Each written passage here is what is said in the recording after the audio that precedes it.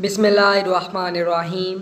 उम्रा अल्लाह के रसूल सल्लल्लाहु अलैहि वसल्लम की खूबसूरत सुन्नत है। इसमें खाना काबा की ज़ियारत करना शामिल है और साल के किसी भी वक़्त उम्रा किया जा सकता है। उम्रा एक रूहानी सफ़र है जो हर साल लाखों मुसलमानों की तरफ से अल्लाह ताला की बख्शिश व तलब हासिल करने, अल्लाह ताला की नेमतों का शुक्र अदा करने, अपनी ज़रूरियात के लिए दुआ करने और अपने ईमान की तजदीद के लिए किया जाता है।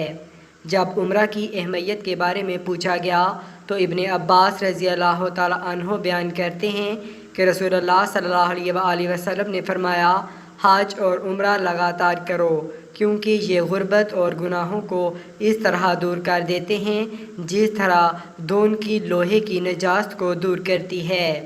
उम्रा और हज में फ़र्क। दोनों हज के दरमियान बड़ा फ़र्क ये है कि जहाँ माली तौर पर मुस्तहकम और जिस्मानी तौर पर तंदुरुस्त लोगों पर हज फ़र्ज़ है, वही उम्रा रज़ाकाना है। हज की एक अहम हकीकत ये है कि ये इस्लाम के 5 सतूनों में से एक है और सिर्फ़ इस्लामी कैलेंडर के आखिरी महीने में 8 ता 13 ज़िलहिज्जा के दरमियान किया जाता है। दूसरी तरफ आप साल के किसी भी वक़्त उम्रा कर सकते हैं, जबकि उम्रा करने में आपको 2 से 3 घंटे लगेंगे, जबकि हज की तकमील में 5 से 6 दिन लगते हैं। हज के मनासिक में एहराम, तवाफ़, सई, वकूफ़, कुर्बानी, जमारात की रमी और तवाफ़ुल अफ़ज़ाफ़ शामिल हैं, जबकि उम्रा मुकम्मल करने के लिए आपको मंदरजा झैल काम करने की ज़रूरत है। एहराम की रसूमात, तवाफ़, सई और तहल्लुल उम्रा के मुकाबला में हज एक ज़्यादा पेचीदा रस्म है। इस्लाम में उम्रा क्या है? उम्रा की तारीफ़ मक्का मुकरमा सऊदी अरब में अल्लाह के घर की ज़ियारत के तौर पर की जा सकती है। कम हज या मामूली ज़ियारत उम्रा हज का एक गैर फ़र्ज़ और आसान नुस्खा है और साल के किसी भी वक़्त किया जा सकता है। उम्रा मुसलमानों को अपने गुनाहों पर तौबा करने और खाना काबा में अपनी रूह को पाक करने का मौका फ़राहम करता है। उम्रा की तारीख़ क्या है? इस्लामी तारीख़ के मुताबिक पहला उम्रा मदीना हिजरत के बाद रसूलुल्लाह सल्लल्लाहु अलैहि वसल्लम ने अंजाम दिया। रसूलुल्लाह सल्लल्लाहु अलैहि वसल्लम ने एक ख्वाब देखा जिसमें आप उम्रा कर रहे थे। अगले दिन रसूलुल्लाह सल्लल्लाहु अलैहि वसल्लम ने अपने सहाबा इकराम रज़ी अल्लाह ताला अन्हुम से इस ख्वाब का जिक्र किया। उन्होंने उम्रा करने के लिए मक्का मुकरमा की महम पर जाने का फ़ैसला किया। 628 ईस्वी में रसूलुल्लाह सल्लल्लाहु अलैहि वसल्लम ने 1400 सहाबा इकराम रज़ी अल्लाह ताला अन्हुम के साथ मक्का मुकरमा की तरफ कूच किया। ताहम जब कुफ़ार कुरैश ने यह खबर सुनी तो उन्होंने मुसलमानों के काफ़िले को फ़ौज के लिए गलत समझा।